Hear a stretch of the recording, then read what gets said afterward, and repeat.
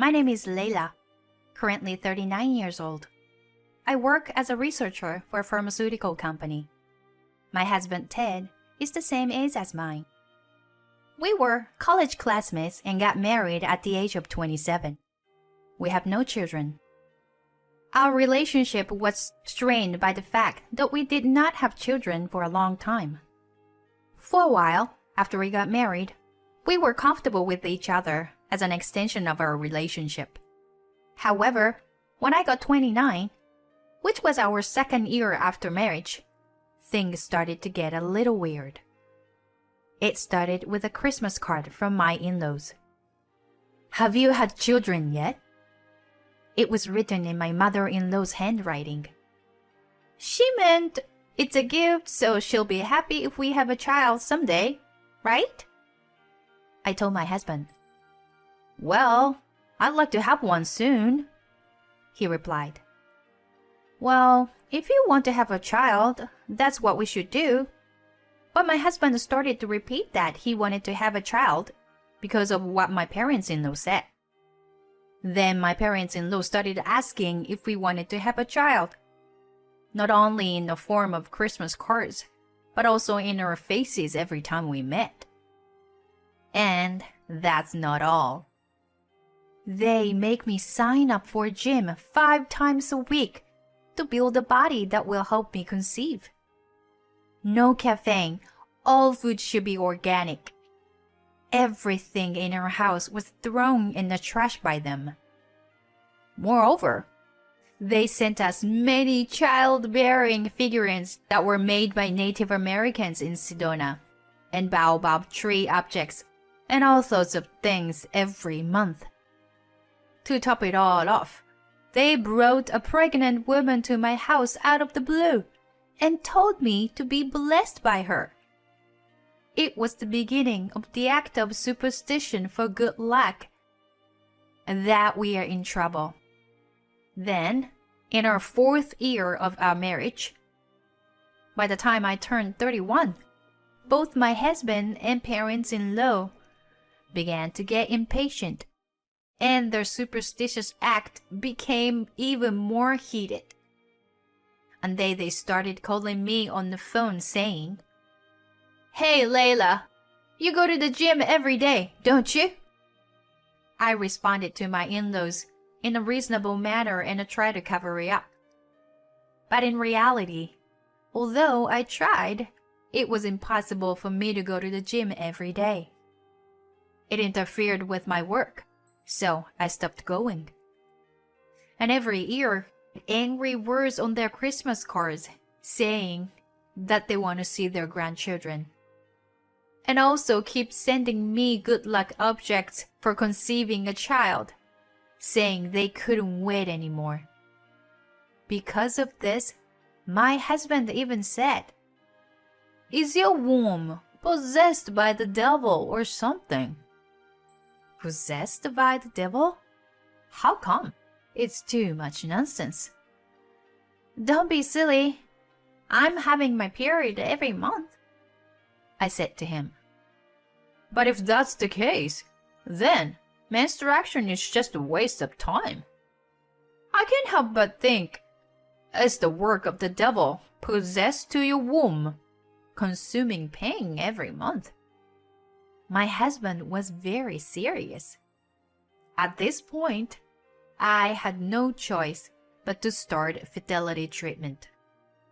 I heard that if infertility treatment reveals either the husband or wife is the cause of the problem, many couples forego infertility treatment because it can't cause marital discord. But in our case, even before we started treatment, we have been having problems because of my parents-in-law. So, infertility treatment was started to resolve that. Well, the results came back.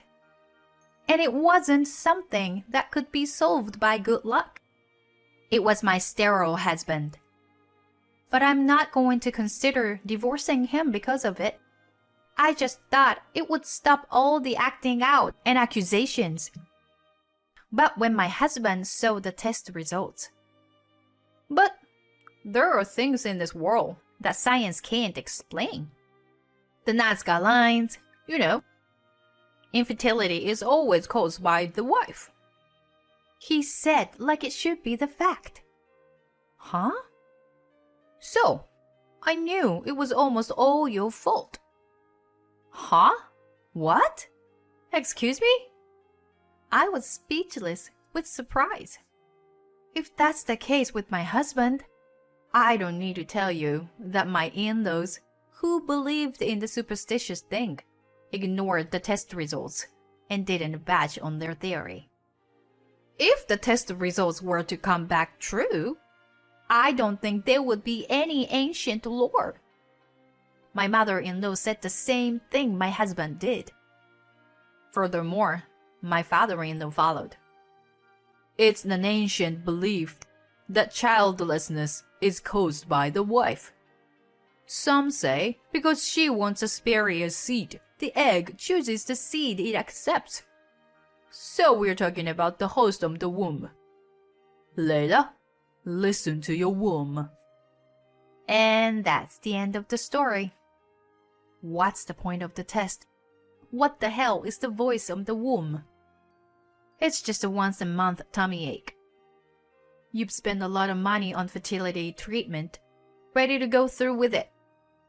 But it didn't help our strained marriage at all. According to my husband's formula, my responsibility 1. I don't believe the superstition. My responsibility number 2. I have period every month. My responsibility number 3. I lack passion for wanting children. Husband's responsibility number 1. Only the result of the fertility test. Therefore, it seems that I am the cause of the infertility versus him. It is just too unfair. Wait a minute. The passion to have a child? No way. I do want it too. The fact that I went through fertility treatment proves that I want it. And the period thing that I'm responsible for? How is that my fault? I yelled at my husband. I'm just saying that if a woman doesn't want to get pregnant, it won't happen. Don't you get it? He said like I was saying something wrong. And science can be turned upside down if you have the desire to wish for it. Mr. Gordon next door, he was told he had 3 years to live, but he's still alive for more than 4 years. You work for a pharmaceutical company, but you don't even know that. He started to say such a thing to me. This really pissed me off. I'm doing research for a pharmaceutical company to cure people's headache. The current drugs have a high risk of damaging the gastrointestinal tract. I'm trying to improve it. But when such noble research is neglected, I felt like my pride in my work, and by extension my humanity, was being denied. In the meantime, he nagged me. There's no point in living with a woman who has no desire to have children. I guess this is some kind of karma that is prevent me from having children, and so on. And my parents-in-law also said to me, if you have the bad luck of not being able to have children, we should have not allowed you to marry our son. This is beyond the level of good luck or bad luck. Because my in-laws are like that, my husband's feelings started to drift away again. And it was a negative spiral. Before I knew it, my husband was coming home late. And the number of days he was away from home on weekends also increased. Then one day, my husband said, I want to talk to you. I knew you were the cause of our infertility. While I thought what's the point now, I also had a vague idea of what was to come. The way my husband looked at me had changed. And then he began to talk about what I had expected. Since you didn't have the desire to have a baby, my feelings for you had gone already. And as the reaction to that, I hooked up with a girl who came into the office as a temp. Her feelings for me were stronger than yours. And guess what? She got pregnant. So, I'll take a girl with stronger feelings for me. I'll be with her and answer to her feelings. Wow, is that so? Cool. I could only reply that way, because I didn't listen to him seriously. Pregnant because of a strong feeling? How is that possible? I was like, well, congratulations, maybe? I don't know. But having a child with a woman you cheated on your wife with is absolutely wrong in the eyes of the world. I'm going to get my alimony, so be prepared for it, I told him. In response, my husband said, You are evil. I could smell infidelity in the air. If you had been as devoted as she was to me, I don't think it would have ended like this. I hope you will carry that evil possessed in your womb and get the hell out of my life. He spit it on, and then, I'll move into my love nest with her. So, at best you can stay here in this house and be alone. And he left the house. Be alone? Sure, I'll enjoy being alone. What a joy! I no longer had any feelings for my husband, because it's been proven that the husband is the cause of infidelity. I don't want him to blame me for my lack of passion or for being possessed by something. I can't stand the thought of being accused of the cause of infidelity. I felt a sense of relief that my life of being falsely accused and looked down upon every day was over. And all I felt was relief. Hey, I have another woman now, and will have a baby. I listened beside my husband as he gleefully called his in-laws. He was so confident that he was on speaker mode. Well, congratulations! I knew there was a difference between passion and a desire for a child. You should think you were free from bad luck. My mother-in-law was also in frenzy, blaming me alone for her misfortune of not having grandchildren. Within a few days, my husband was gone in high spirits to his new lover. The next day, I mailed the result of my husband's fertility test to his in-laws' house as a final gift. Now, a few years later, I was having a cup of tea in my shiny room after cleaning up on Saturday morning. I put some nice chocolate on the table. I was enjoying the most refreshing time of my life. And then the phone rang. I don't socialize much, so it's rare for my phone to ring on such a lazy afternoon. Who is it? I looked at the screen and saw it was my ex-mother-in-law. What is it? I answered the phone anyway. Please help me! I heard a shrill voice. I don't know what's going on. I was silent and my ex-mother-in-law continued as if she had lost her mind. That baby is definitely not my son's, because she has darker skin and looks different from us. I pulled out my tea with a whoosh. Of course, she isn't. I was trying to tell them that the baby was definitely not my ex-husband's. So I sent my in-laws a copy of the test result. But it's funny how obvious the results showed its truth. There's nothing I can do to help. We're already divorced. I told her so coldly. Don't be so cold. It's fate that you became our daughter-in-law, isn't it? What kind of fate? I could have ignored her, but I wanted to see firsthand how confused my mother-in-law was. I decided to visit them the next day. I also had some things to say to them. When I visit the house, I found my ex-parents-in-law, my ex-husband, and his new wife. She wouldn't even look me in the eye.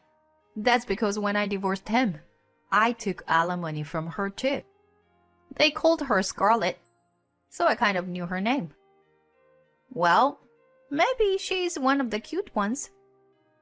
As soon as I arrived, my ex-mother-in-law said, "She gave birth to a baby, and it's a stranger's baby."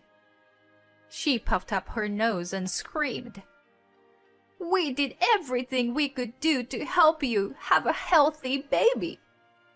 My ex-mother-in-law is furious. "I didn't ask you to do anything. You just did everything on your own." She's no slouch either. "Stop it! Just stop! Both of you! It's obvious that the baby is not my son's." And my ex-father-in-law intervened. "It's funny that I'm here. I'm not involved in this at all. By the way, why am I being called here? It's also obvious that the baby is definitely not mine." I laughed at them. "I called you because it's money related, and you are the source of the cause of everything." My ex-mother-in-law made a loud accusation against me. "That's right. It's because you ripped off the alimony."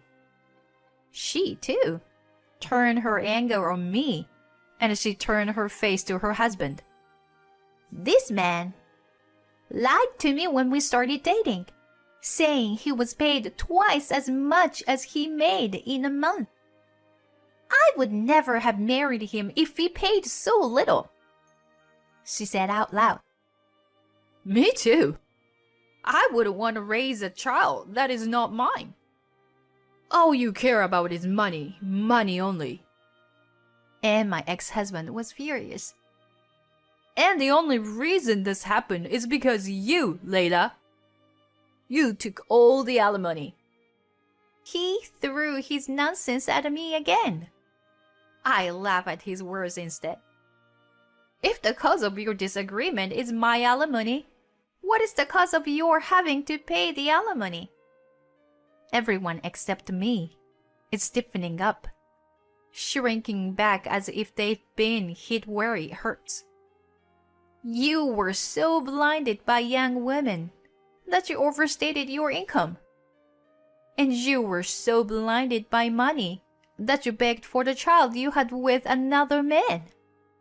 Whatever you say, it all started with you, didn't you?" Everyone fell silent.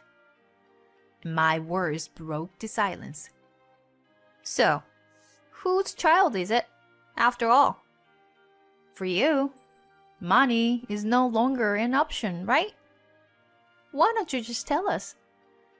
I urged her, and she said, "Someone I met at a bar. I only met him once."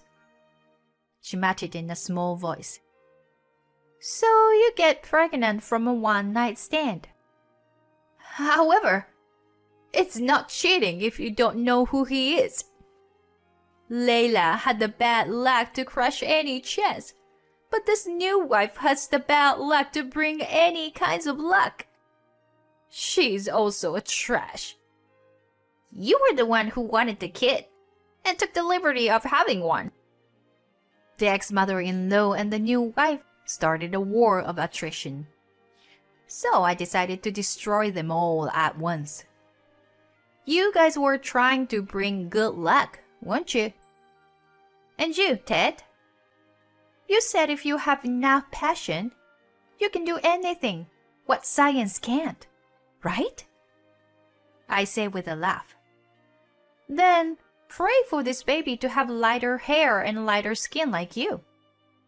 And you have to do is have faith, isn't it right? Or rather, this child is nothing but a beautiful thing to me. How can you all behave in such a horrible way in front of this baby who has just came into this world? Just then, my phone rang.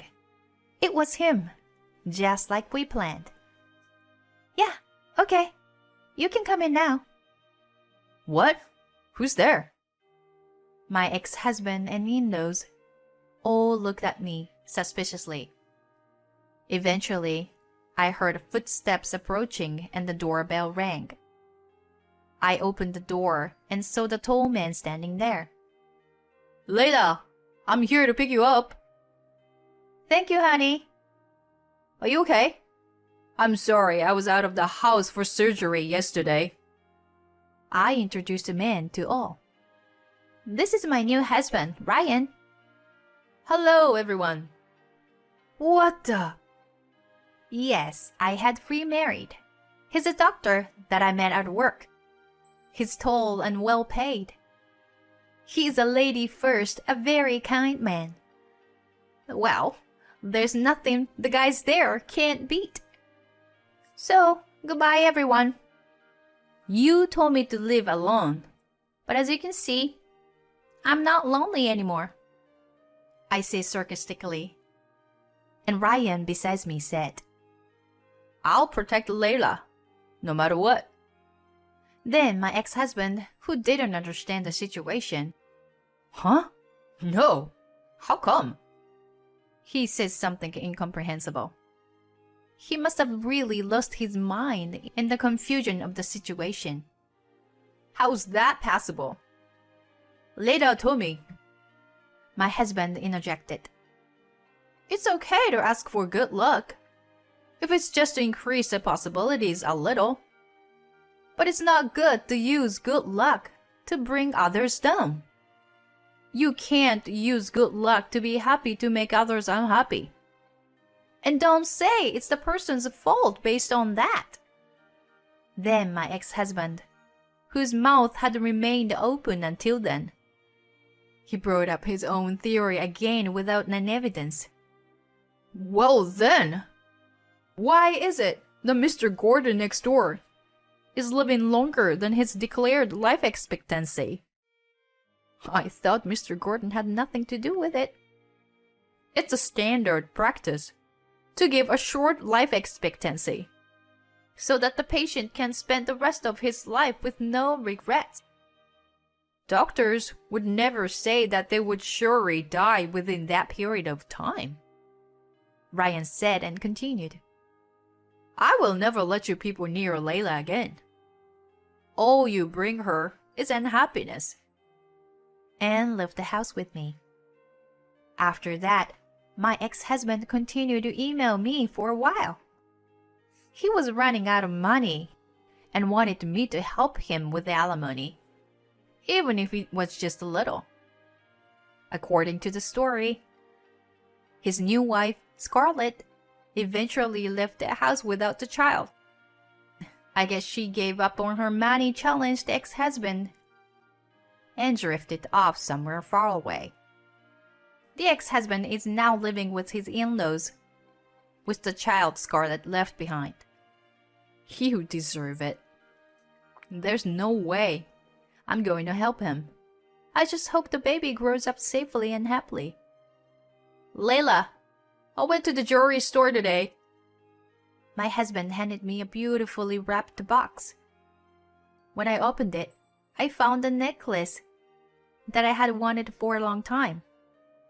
To be honest, it was a little too cute for me, but more than anything, it made me happy to see my husband's thoughtfulness. Thank you, honey. I'm so happy. But is today our anniversary or something? No, I'm just happy to spend every day with you. This is my gratitude to you. Oh, honey, thank you. I am so lucky to have you. I would be happy with him for the rest of my life. I thought quietly to myself and smiled back at them.